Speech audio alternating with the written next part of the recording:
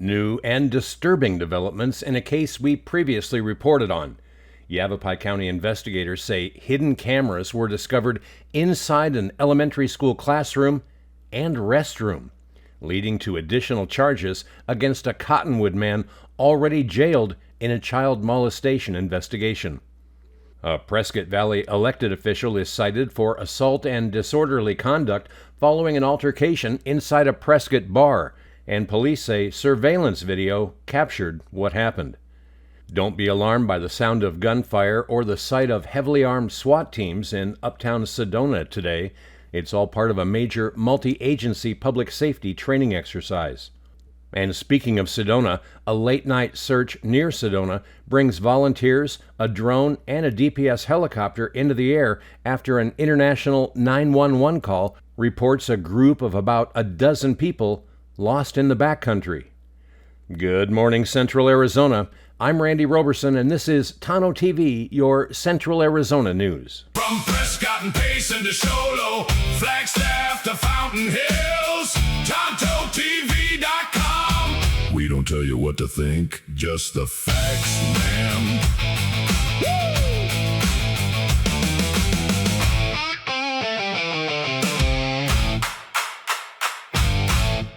Following up this morning on new developments in a story we previously shared with you, the Yavapai County Sheriff's Office says its investigation of 31-year-old Chester Cox of Cottonwood has now uncovered additional alleged criminal activity involving minors, including secret video recordings made at an elementary school. Cox was arrested in June following an investigation into child molestation allegations that were reported years after the alleged incidents occurred. He was booked on multiple counts of sexual conduct with a minor and child molestation and remains jailed without bond. But investigators say the case did not end with that arrest. Yavapai County Sheriff's detectives obtained a search warrant for Cox's electronic devices and say evidence recovered from those devices led them to hidden video recording equipment in areas under Cox's control. That reportedly included his classroom at Dr. Daniel Bright Elementary School in Cottonwood, as well as a private single-use restroom connected to that classroom. Detectives say they have identified several children who were secretly recorded and appeared to have no knowledge the recordings were being made. According to the Sheriff's Office, investigators currently have no reason to believe the materials they discovered were distributed. Families affected by the investigation have been contacted and provided resources and victims' rights information. The Cottonwood Oak Creek School District has also been cooperating with investigators. Cox has now been booked on additional charges, including numerous counts of surreptitious videotaping and sexual exploitation of a minor. The Yavapai County Sheriff's Office is asking the public to protect the children involved in this case by not sharing or posting information that could identify the victims or their families. In other news, a Prescott Valley elected official has been issued a criminal citation following an altercation at a Prescott bar. The Prescott Police Department says 49-year-old Kel Palguda of Prescott Valley has been cited for misdemeanor assault and disorderly conduct. Police received a report on August 17th concerning an incident that had happened the previous afternoon at the Birdcage Saloon. Investigators say a verbal disagreement began after Palguda entered the business and sat next to the victim's spouse at the bar. The disagreement reportedly escalated when the victim returned. Police say surveillance video shows the two exchanging words. As Palguda moved away from the bar, the victim attempted to pull a bar stool back to where it had previously been sitting. According to police, Palguda approached, grabbed the bar stool, and pulled it away from the victim. Police say the video shows Palguda grabbing the victim by the arm and shoulder and pushing him toward the bar. Staff members quickly stepped in and stopped the altercation. Based on witness statements and surveillance video, Prescott police issued Palguda a criminal citation for misdemeanor assault and disorderly conduct. Well, still ahead this morning, if you're in Uptown Sedona today and suddenly hear what sounds like gunfire, don't panic. Police, firefighters, and SWAT officers are conducting a major training exercise designed to look and sound very much like the real thing. And later, a mysterious international 911 call sends search and rescue crews into the Sedona backcountry looking for a group of about a dozen lost hikers, but finding them would prove to be a challenge. Those stories are next on Tonto TV, your Central Arizona news. I'm Garrett Goldman, and this year my wife and I decided to remodel our home. The home was built as a period-specific home modeled after an 1800s farmhouse and had single-pane windows which were very inefficient. When we started the planning process, we interviewed several window companies to retrofit the existing windows in our house, and we chose Lowry's Window and Door as our contractor. The reason we picked Lowry's is their customer service. The owner of the company, Bobby Lowry, came out to our house multiple times to identify a window that would fit within the existing windows, and then also a method that would allow us to keep all of the existing woodwork in the house and not have to redo any of it. Looking at all of the options for windows, we chose Pella double pane windows for our house because of their look and also their ability to be retrofitted into the existing window frames.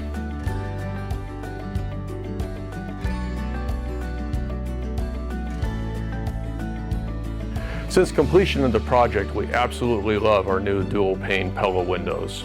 I would recommend Lowry's for anybody looking to retrofit your existing windows or a new build because of their experience, craftsmanship, and exceptional customer service.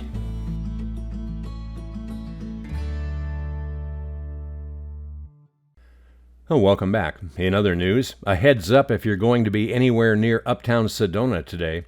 The sight of armored vehicles, SWAT officers, emergency vehicles, and people with weapons, along with the sound of simulated gunfire and explosions, is part of a training exercise.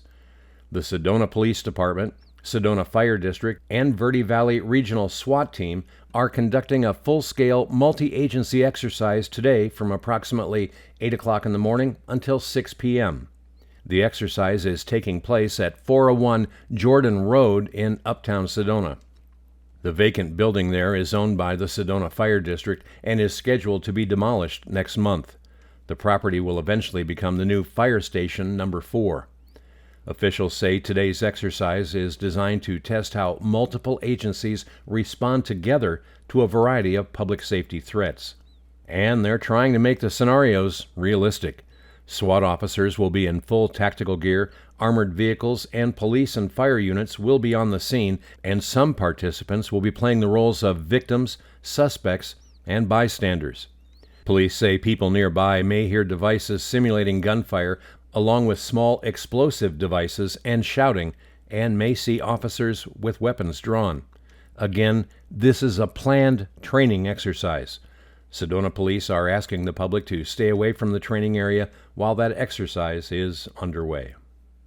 And in other news, Verde Search and Rescue volunteers had an unusual challenge this past Saturday night after a 911 call reported a large group lost near the Mescal and Birthing Cave area outside Sedona. The call came in shortly after 8 p.m. from an international cell phone number. According to Verde Search and Rescue, the caller was Korean and reportedly with a group estimated at about 12 people who said they were lost. 14 Verde Search and Rescue members responded. Searchers initially headed for the coordinates supplied by the 911 call, but no one was there. That prompted a much broader search covering Mescal Butte, Deadman's Pass, Long Canyon, the Mescal Trail, and portions of Boynton. Complicating matters, rescuers say they were unable to call the international number back. 3 vehicles found in the area were checked and eventually ruled out as being associated with the missing group. Search teams deployed a drone, while an Arizona Department of Public Safety Ranger helicopter searched from the air using nighttime imaging equipment. After covering several miles, volunteers were eventually released after the DPS helicopter concluded its search. Verde Search and Rescue did not report locating the group during that mission. Now, coming up next, some thunderstorms remain possible around central Arizona today, especially across the higher terrain, but the bigger weather story this week will quickly become the heat. We have your full forecast and more coming up next. Ponderosa Plumbing is Central Arizona's go-to plumbing team. For decades, homeowners, builders, and businesses have trusted Ponderosa Plumbing AZ for new construction, remodels, repairs, sewer and drain service, high-definition camera inspections, water heater installation, water treatment systems, and expert slab leak repair. When experience matters, when quality matters, when getting it done right the first time matters, Ponderosa Plumbing delivers. Locally owned, highly trusted, serving all of Central Arizona with honesty, craftsmanship, and unmatched know-how. Located at 107 West Wade Lane, Suite number 5 in Payson, call Ponderosa Plumbing AZ today at 928-476-4727. Ponderosa Plumbing AZ. Experience you can trust, quality you can count on. Big news! The station you've known as KRAMFM.com has grown into something even bigger, CentralArizonaRadio.com. You'll still hear the same classic rock you love, along with trusted local news, accurate weather, and community conversations, all in one place. Same station, same great music, bigger mission. So update your bookmarks and start listening today at CentralArizonaRadio.com. That's CentralArizonaRadio.com. Take Central Arizona with you. Now, taking a look now at Central Arizona weather.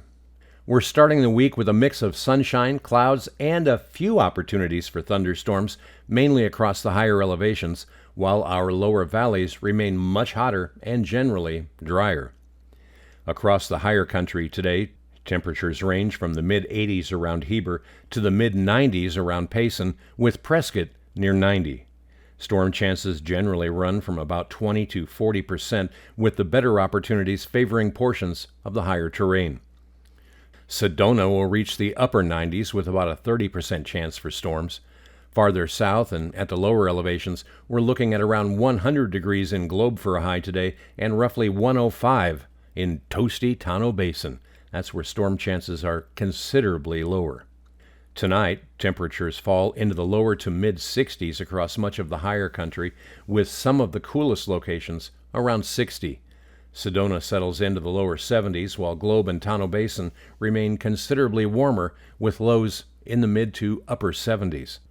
Now, looking ahead, the overall Central Arizona weather pattern turns hotter and drier through the middle and latter part of this work week.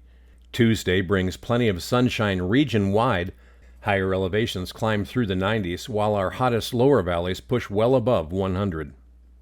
By Wednesday and Thursday, the higher country will generally be running from the upper 80s into the upper 90s, depending on elevation, while lower elevation communities will be dealing with triple-digit heat. Some of the hottest locations could approach 110 degrees on Wednesday, with temperatures remaining close to that level on Thursday. Friday continues mostly sunny, dry, and hot across central Arizona. Higher elevations remain in the 90s, while the warmer valleys stay well above 100. Then we begin watching for a change over this coming weekend. Saturday remains mostly sunny and hot, although a little monsoon moisture begins working its way back into the region. That brings a slight chance of thunderstorms to portions of central Arizona Saturday and Saturday night.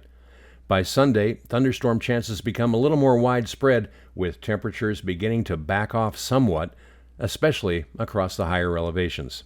So, the overall trend this week is pretty straightforward. A few thunderstorms possible today, then hotter and considerably drier through much of the work week, followed by another opportunity for monsoon moisture to return this weekend.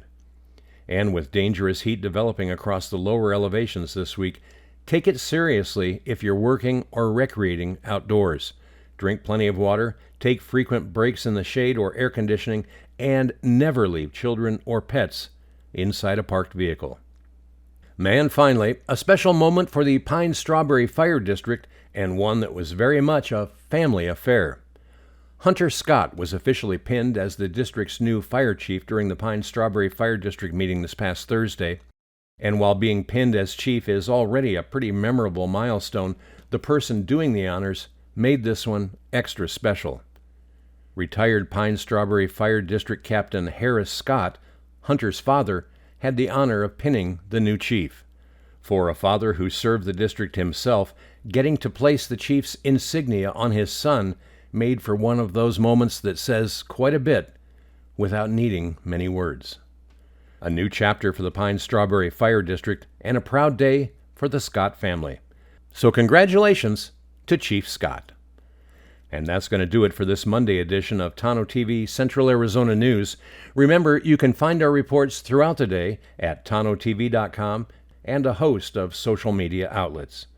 For Global Trails Media, I'm Randy Roberson. Thanks for joining us, and make it a great day. From Prescott and Payson to Show Low, Flagstaff to Fountain Hills, Tonto-TV.com. We don't tell you what to think, just the facts, ma'am.